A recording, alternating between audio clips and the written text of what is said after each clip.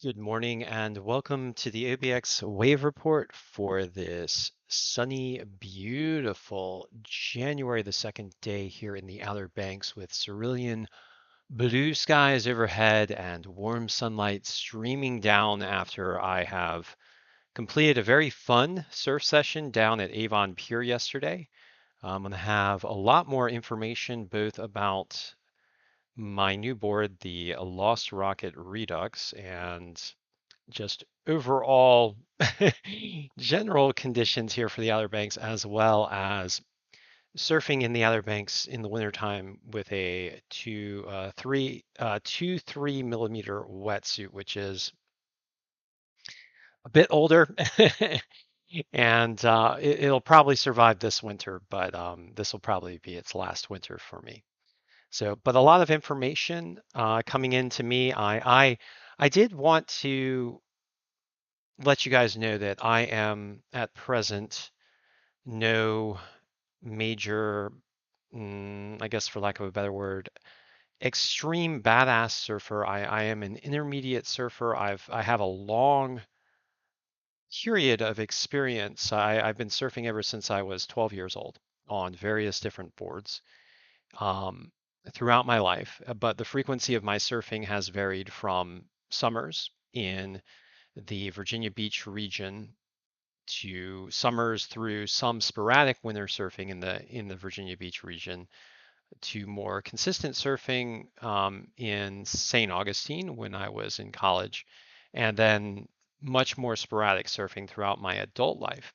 But now that I am here at the Outer Banks, I am I love surfing and I am going to be surfing consistently and providing you the my experience as a pretty fit 50-year-old surfer with with kind of the attitude of going out and charging and getting myself back up to an advanced wave rider kind of skill level. So thank you for joining me in my journey here. And as I go through this, I'm going to do all the things. I'm going to tell you about my experience with boards, my experience with surfing gear, and hopefully I'm going to provide for you some helpful reviews and hints about what to do both as a surfer, but also provide for you my own analysis of the weather and climate and wave conditions here in the Outer Banks. Because the Outer Banks is, well, and one reason why I've chosen the Outer Banks is it sits on the boundary between both the land and the sea. It's this chain of basically sandbars off of the coast of North Carolina, very beautiful, very large sandbars. And it's this boundary. It's a frontier zone. Those of us who live out here are on the bleeding edge of the coastline, and there's something about that that is both mysterious and powerful and compelling, and that calls us. It calls hundreds of thousands of people to visit the Outer Banks, even in the wintertime. And in the summertime, 500,000 people come here every day to enjoy both the beauty and the nature and the wildness of this place. Many of them are surfers like me. Many of them are not professional surfers. They're just people who've enjoyed the ocean all their lives.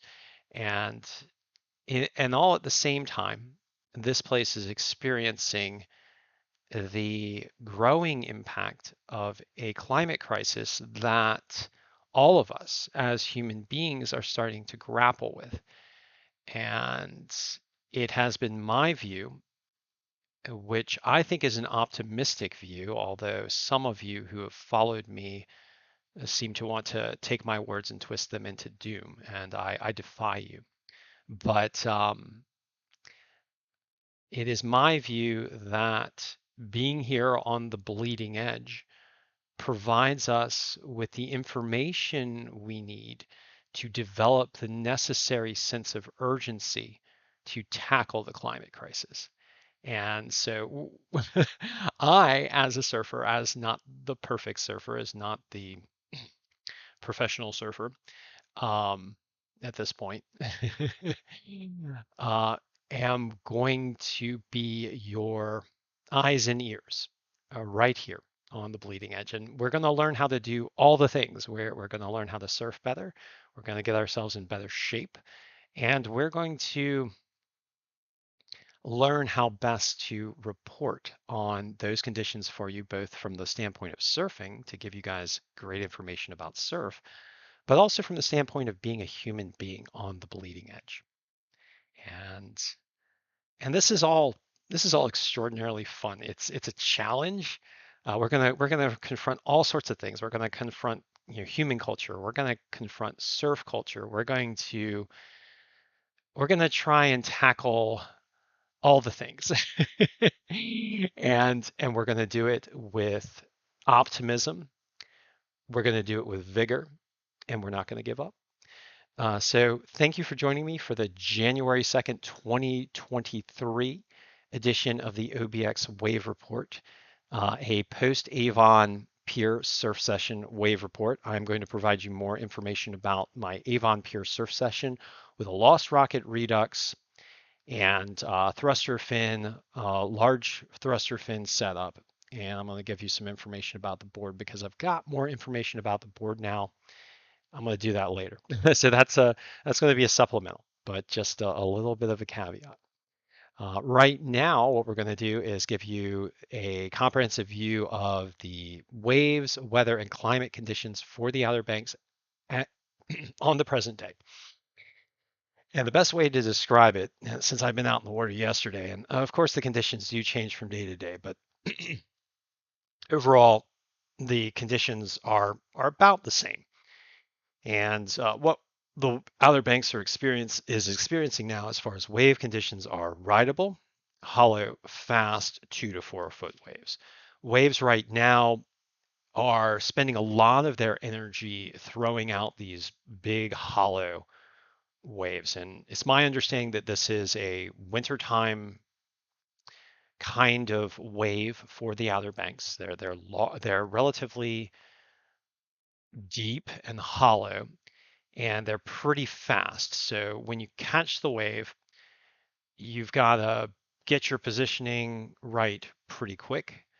You got to get your feet down pretty quick, and and and then if you're lucky, you get maybe 2 to 3 turns on a lot of these waves when they're hollow and quick like this. They don't typically run into multiple sections. You don't typically get a long wave when conditions are like that. I have seen sectional waves in the Outer Banks recently, but typically those are with longer term swells, and they still tend to run relatively hollow. I'm going to talk a little bit about the board that I'm using, which at present might not be ideal for the conditions, and I'll talk about that later. But I've been out there enough in the winter water to tell you that generally, at least over the past couple of days, these waves have been rideable, though hollow and fast, and you've got to be quick on your feet and quick on your positioning, takeoff, and your first turn there. So I'm getting in the water, getting in the salt, and giving you a little bit of an assessment of the quality of the waves here right now. And this is these kinds of waves are likely to continue throughout today and maybe into tomorrow a little bit, and then we have this impulse coming in, another storm impulse, which will bring in more southerly winds into midweek. And so the waves in the eastern facing beaches are going to get knocked down a bit, and the southern facing beaches are going to see the waves increase in height, even though they're going to be more blown. And with those wind pushed waves, you're likely to have probably longer rides, although they won't be as hollow or as clean, likely. So So my general assessment of wave conditions right now, what we're looking at here is a NOAA satellite shot of the US East Coast and the Mississippi. And right now we see just a large morass of clouds here over the Mississippi River Valley here running down from Canada all the way to the Gulf of Mexico. The weather conditions for the US are shifting to a more stormy pattern. I'm going to talk about that more as we go, but this satellite shot does give you a good idea of the nature of conditions here in the Outer Banks and for the US East Coast, which right now are still very clear. We're going to get some more cloudy conditions in as we get in toward afternoon and evening for the Outer Banks, and then tomorrow there will be a transition to more stormy conditions following and through the midweek. Looking at the satellite shot, you can see those cold cloud tops as storm systems march across the US. We have the one in the central US that I was talking about, and then another system coming in through the west. What's happening right now with the jet stream is that the jet stream is running across the Pacific in a very traditional kind of storm track feature, which is bringing a rapid progression of storm systems in through the US West. And overall, the conditions across the United States are contributing to the continued march of these storms across the US. So what we are looking at for the near-term forecast is more stormy conditions for all of the United States in the lower 48. For the Outer Banks, just drilling down to wave conditions, we are generally seeing across the Outer Banks 2 to 4 foot waves that are, as I mentioned before, rideable, hollow, and fast. The primary swells are what's driving the swell is we've got an impetus that is coming out here from the west, and as well as some impulses that are tending to, out east, so from east to west, and then a turn in the swell from east to west to the south. As the swells line up on the beaches, they're coming in at about a like a southeasterly angle, and then they're wrapping in. And these waves are running in at about 2 to 4 feet. In the near offshore environment, depending on your beaches, these waves will be higher or lower depending on how the swells line up to the beaches. And then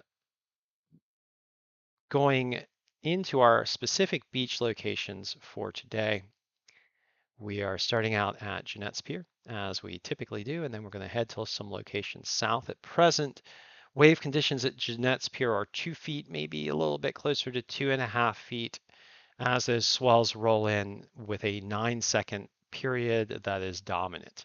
So 2 foot waves, maybe a little bit higher, coming in at a 9-second period. The wind speed is 7 miles per hour out of the due west. And this is an offshore wind that is helping to contribute to those hollow conditions. The air temperature is 53 degrees, so pretty chilly. The ocean water temperature is 55 degrees, also very chilly. I can tell you from experience now that a 2-3 millimeter wetsuit with no hood, booties, or gloves is not enough. If you're going to go out to Jeanette's Pier, you need your hood, your booties, your gloves, and your 3-4 millimeter wetsuit to stay warm. So that's what you need. The weather conditions are sunny, and they're going to transition to partly cloudy over the course of the day. The expected high for today is 57 degrees Fahrenheit. Moving on down the coast to Avon Pier, where I had a nice little surf session yesterday, a little New Year's Day surf session. The conditions are pretty nice, I will say.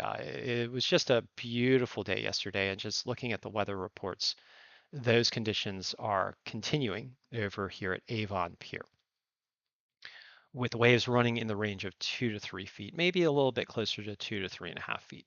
This is not much different than yesterday, where we had a consistent waves, consistent swell running in the range of 2 to 4 feet, a little bit taller on the sets. These beautiful, like hollow barrels. If you if you had the courage and the right positioning, you could actually rather easily get barreled out there. You just make that really quick steep drop, and that turn to the right, because you got the swells coming in at an angle from the southeast there. the wave's going to throw and it's going to just break either right over you, right behind you in a very hollow fashion. I caught a couple of waves yesterday on my Lost Rocket Redux, and I'm going to go into this a little bit more. The board with the current fin set is it has some difficulty hitting plane speed, so I couldn't catch the wave at an angle on the shoulder. I had to catch the wave straight to get to plane speed and then make the bottom turn into the wave. And it was kind of tricky because the waves come in, they get really steep and hollow really quick. And with a slow plane speed, the board tended to ride up to the high portion of the wave. And then the wave wants to throw. It just wants to launch you out off the top. So you had to paddle, paddle, paddle really, really hard, and try and get into the mid to bottom section. And then riding straight, you got to get to that angle where the board reaches plane speed, and then you got to get your feet up under you, stand up really quick, and then the board steepens as it wants to throw, and take that drop and take that quick turn. And I did have a couple of really fun rides doing this, but it felt kind of a little evil Knievelly, a little dicey. You had to find your almost perfect position on the wave in order to do it. Um, I think I'm going to change my fin setup with the Lost Rocket and try to get a bit less drag. I want to have uh, a slower plane speed, which, and a generally faster feel for paddling the board, because I want to be able to not have to be in the perfect position on every wave. I want to be able to catch more waves because I want to get up to a better level of surfing proficiency and confidence. These waves here in the Outer Banks are tough waves. They're strong waves, and I want to be able to catch more waves to get that higher frequency and repetition and confidence. So I'm going to go more into the Lost Rocket Redux, and I'm not going to I'm not going to make a conclusive statement on the Lost Rocket Redux yet. But what I am going to talk about is my journey with the Lost Rocket Redux. And the FCS fin setup does let you switch out the fin, so I think I can optimize a bit more for speed, paddle speed, and I'm going to get into that a little bit later. But just talking about the board and the wave conditions there at Avon Pier does give you a sense of the character of the waves, and hopefully that's helpful for those of you who are heading out to Avon Pier. I do have now I feel very good firsthand experience to give you guys some good information about that. Oh yeah, I'm not done with conditions at Avon Pier for today. I kind of got into a segue here. So right now the wave conditions are 2 to 3 feet, a little bit smaller than yesterday, but still very nice and rideable. Primary swell is coming in at 9 seconds with those 3, maybe even 3.5 foot waves, and 13 seconds with a secondary swell. Winds are out of due northwest at 7 miles per hour, and that's an offshore wind with that southeast cant to the coastline.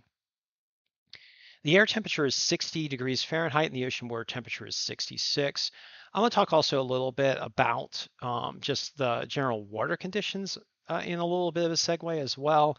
We're going to do some supplemental reports that'll go more into detail, but I was wearing a 2.3 millimeter wetsuit. My core body felt really warm out there. Once I got to paddling and duck diving through the waves and just moving around out there, I felt really happy and confident.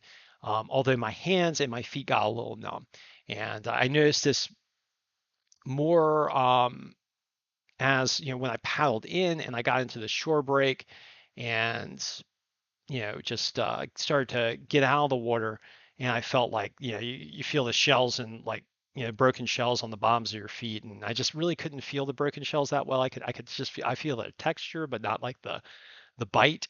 And then when I was getting my wetsuit off, I still had numbness in my feet from the cold, and it took me, I'd say, probably about a half hour to an hour before the numbness wore off.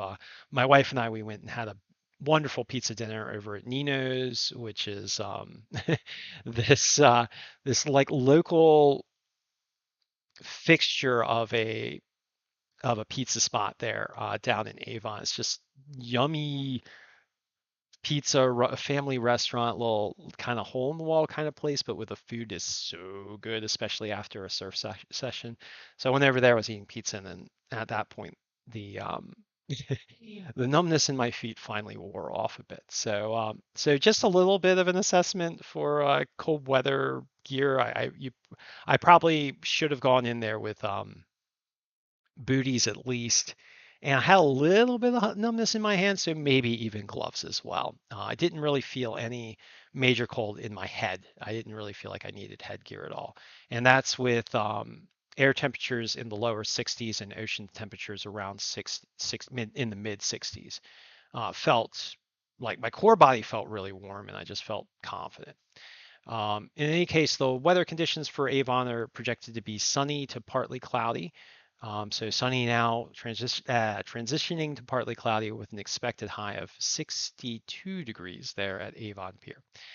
And then for my last location, we're going to also go down to Billy Mitchell Airport. Billy Mitchell Airport is an interesting place. The Outer Banks is well known for being the place where we humans learn to enter the frontier of flight. And there are two stories that I think are really interesting with regard to flight in the Outer Banks. The first story is the story of the Wright brothers, which most people know. But the second story is the story of how the Navy became one of the first services in the world to have militarized aircraft. And this is there's a negative connotation for militarization. I am a former National Guard soldier, and a strong proponent of the US military as a force for defending democracy around the world. So I have a more positive view of the US military. And don't get me wrong, there are um, certainly, I mean, anything regarding war is terrible and awful. But on the flip side, we confront tyrants around the world. And so long as there are tyrants, I believe in my heart that we must have a open-eyed, clear-eyed, ardent defense of real freedom and democracy around the world. And I'm proud of my military service, and I'm proud of the service members who do serve. And there is a story here on the Outer Banks of a very visionary person and who helped to bring flight to the U.S. Navy. And the story is one of personal sacrifice and vision, and someone who carried forward a great vision for the U.S. Navy and later on for the U.S. military in particular, in the form of a vision of air power and defense of freedom. And but at the same time, his vision was ahead of his time, and so he had to confront some institutional forces that weren't willing to change. And this lack of willingness to change in the institutional structure of the U.S. Navy in particular at the time resulted in his career being destroyed, but his legacy living on. And I want to tell the story of the whole thing. It's really interesting. But Billy Mitchell Airport here is a historic location in relationship to that struggle, and I think that that struggle provides us with some parallels for the struggle that we now experience with climate change and the transition to clean energy, the necessary transition to clean energy, which I see as all what is kind of an all of the above kind of transition. The transition to clean energy is necessary, in my opinion, for the defense of democracy around the world and in the United States.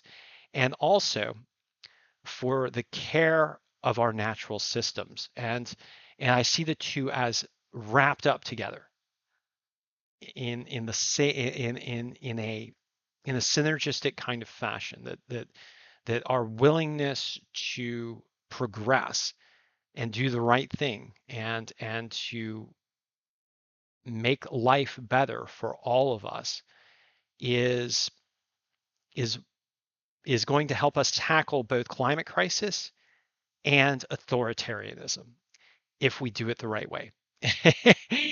and and I want to tell the story of the air power for the US military and defense of freedom in parallel to that. And so we're going to do that at some point. Billy Mitchell Airport is a key location. I know we're getting into a lot of segues today, but I want to what's the word? Prelude some of the fun things I have have in the works for you guys. So at Billy Mitchell Airport right now, waves are 3 feet. The swell is coming in from the south, so the south-facing beaches are getting a bit of a higher swell here. Swells are still rather hollow, coming in at a 9-second period for the primary swell and 6 seconds for the secondary swell. Winds are out of the due northwest at 6 miles per hour, very gentle offshore, helping to keep those waves hollow but not blowing them out completely. The air temperature at Billy Mitchell is a bit cooler than Avon at 57 degrees Fahrenheit. Ocean water temperature is the same as Avon at 66 degrees Fahrenheit. So your cold weather protection needs are likely the same. You're going to be most comfortable in a 3-4 millimeter wetsuit with some gloves and some booties. Probably no need for a hoodie unless you're very sensitive to the cold. Weather conditions there are sunny right now, and they will transition to partly cloudy over the course of the day. Expected high temperature for today at Billy Mitchell is 63 degrees Fahrenheit. All right, so moving on to some other aspects of the wave report for today, I am going to give you a little bit more of the larger view picture after drilling down to some specific locations here in the Outer Banks. And one of the things I want to show you here is we've been looking at the Climate Prediction Center forecast for the 8 to 14 day outlook very frequently here on at the OBX wave report. And what we have seen consistently is that for most of the United States, we're expecting above normal temperatures. This is very consistent for January. It's a lot of these higher than normal temperatures are driven by climate change right now. Some of them are driven by prevailing weather patterns, but the larger imprint for higher than normal temperatures across the US right now is coming from climate change. The overall outlook for level of storminess has been increasing. Day to day, what we see in the 8 to 14 day forecast is more and more storminess predicted for the United States. And right now, what we see is generally stormy conditions predicted for the West Coast all the way through to the Atlantic, with hot spots for stormy conditions running in through California and the southern Mississippi River Valley area, with a milder hotspot for stormy conditions along the mid-Atlantic and Northeast. So, but generally stormy pattern for the United States that will have impacts here in the United States as time progresses.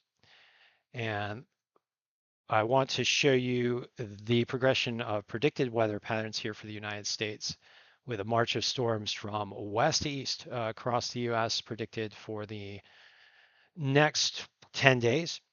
Actually, this is a 14-day model. So for the next 14 days, with strong storms predicted to come into the west and then march across the central US here, with strong storms predicted to fire here in the central US, particularly in the Mississippi River Valley, and then also a tendency of coastal lows to form in the south to mid-Atlantic region, from the southeast to and through the mid-Atlantic region and the Great Lakes, and frontal systems to run across the US East Coast generally. And you just see these storms firing consistently across the US through the time period.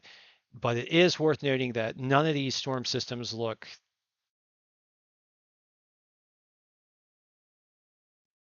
to be anywhere near as intense as the bomb cyclone that we experienced in the near Christmas Day timeframe just about a week and a half ago. So generally stormy conditions for the United States. I did want to show you guys the sea surface temperature anomalies for the Northern Hemisphere, which are helping to fuel the storm track, which is running in across the Pacific. The jet stream is running in about a straight line across the Pacific, picking up the moisture from those warmer than normal sea surface temperatures, slamming them into the West Coast, running across the Rockies, and then picking up more moisture than is typical from the Gulf of Mexico and the Atlantic Ocean to help fuel those storms firing in through the central and eastern US. It is also worth noting that we're seeing La Nina start to transition to more INSO-neutral conditions. So we're seeing sea surface temperatures in the eastern equatorial Pacific start to warm up. And then a picture of, did I do the jet stream? Here we go. Let's put the jet stream in here. And this is the jet stream model prediction for January the 5th, so 3 days off here. But what we are seeing now is a strong storm track running across the Pacific with bringing in powerful storm systems to the US West. And then the prediction is that generally the jet stream will tend to dip across the US, nothing really deep, no extraordinarily deep troughs, but definitely troughs forming. And then we get also a little bit of a tropical interaction here with a tropical jet helping to pull moisture up from the south. So this confluence of conditions bringing in a strong storm track, a tendency for troughs over the US, and then a tropical connection helping to bring in moisture from the tropics will generally help to fuel storms across the US in the next 8 to 14 day time frame. Wave conditions right now for the broader Atlantic are generally stormy out here in the mid-Atlantic with looks like near 20 foot, well, 15 to 18 foot significant wave heights. Wave heights are down a little bit out here in the central Atlantic, but it is worth noting that there is a tendency for very strong storms to form here near the southern tip of Greenland, and I want to show you that tendency here on the last global forecast system model that we're going to run. I did want to show you more of a North American focused model to show you these storms running in here through the stronger storm track, some of them looping back toward the Aleutians as other impulses do make it over the Rockies to start to form storms here in the eastern U.S. It's worth noting that there's a little bit of a blocking high over the Rockies that is expected to just kind of mush out and allow some of these storm systems to pass on through. But generally speaking, more stormy conditions for the U.S. And I want to show you these storms running up through Greenland here. So that's a 957 millibar storm. One of the storms in here is let's go ahead and run this. One of these storms in here is predicted to get into the 940s range, I believe. Let's check. 957. Okay. It must be in the earlier model. Here we go. So as let's see if we can capture this thing. Here we go. Yep. Okay. 938. Looked like a 934 in the previous frame. I can't really tell. It's 950, 939, 938, 943. So 938 millibar system predicted to form by Saturday southeast of Greenland. That's an extraordinary storm system. Not likely to have much of an impact on waves for the Outer Banks because, well, we have this high pressure system here in the central Atlantic south of Greenland and more of a tendency for these strong storms to form just off Greenland. But it is a feature of the North Atlantic that I do want to keep an eye on here because these strong storm systems near Greenland can throw warm winds up over the ice sheet, and that can have an impact on climate change and sea level rise. And then it's also just something worth noting for Europe generally. If we get these very strong storms out here south of Iceland, you're going to get some pretty crazy waves typically in Scotland and Ireland. So something to look at.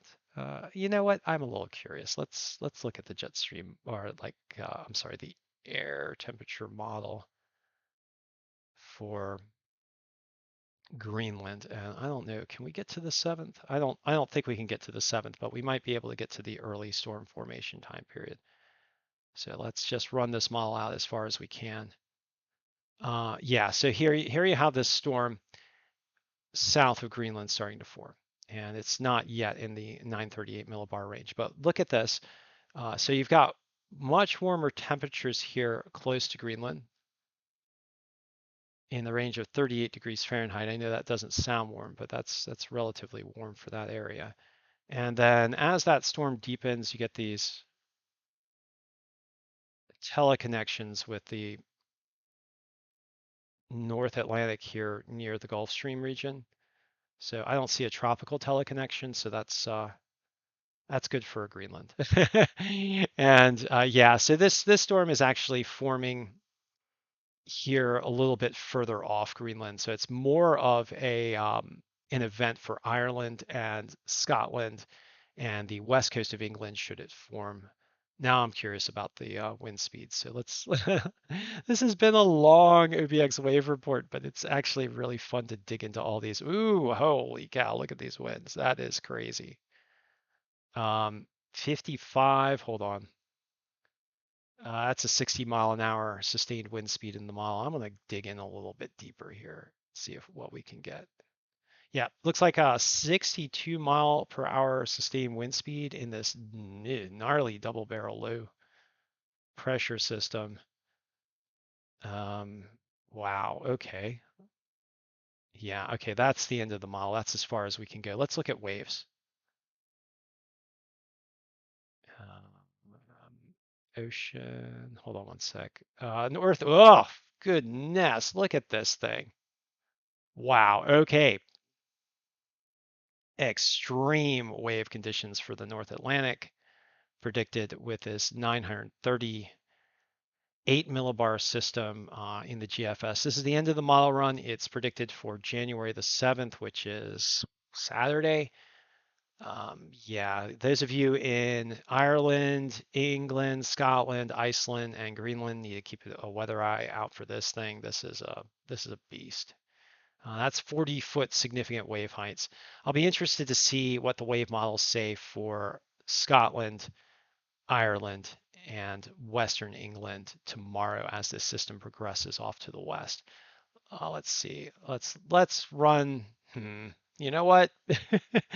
We have already blown the time on the wave report, so let's just have some fun and do some weather investigating here. Okay, so we've got a 938 millibar system on Saturday, January the 7th. Where does it go? It heads west. Okay, so it's heading west. Wow, still is a 947 millibar system lashing Ireland and Scotland and England with severe conditions on late Saturday. Then it starts to, looks like it's starting to angle more toward the north in the model, and then it jogs back to the south. Wow, yeah, this thing's not going to spare. All right, well, we are looking at a major storm event for, looks like, for Ireland, Scotland, and England for the weekend coming up in this global forecast system model. This is still 5 to 6 days out, so we can take it with a little bit of a grain of salt. But if this thing shows up, it's just going to be, it's gonna be something else. So yeah, so we'll keep an eye on that for you guys. Not likely to have an impact for the Outer Banks, but if you're a surfer and a weather observer, boy, is this is an interesting system. 938, whew, that's strong. Okay, and that is it. This is going to conclude our OBX waiver report where we talked about everything. And thank you for joining me. And please remember to do everything you can to help protect our beautiful coastlines from the impacts of climate change driven by fossil fuel burning by supporting and doing everything you can to rapidly transition to clean energy, which is wind, right now, wind, water, solar, electric vehicles, and batteries to aid in both the electric vehicle transition and the clean energy transition for the grid storage, where we're going to need some extra battery storage as well. So please do your part. And thank you for joining me. And please have fun on those waves. Be safe and go out there and tear it up.